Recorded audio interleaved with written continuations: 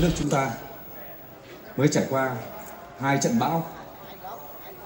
Một trận bão về thiên tai, một trận bão về kinh tế. Tôi rất cảm ơn đồng nghiệp Fuvico và tất cả những người bạn ở đây đã đồng hành cùng với Fuvico.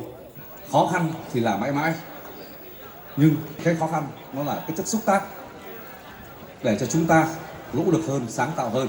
Tôi tin chắc rằng tất cả chúng ta ở đây có đủ năng lực, nhiệt huyết và sáng tác để hướng tới sự thành công trong năm 2026. Nhân dịp năm mới, tôi chân thành kính chúc mọi người dồi dào sức khỏe, gia đình hạnh phúc và hướng tới một năm thành công mỹ mãn.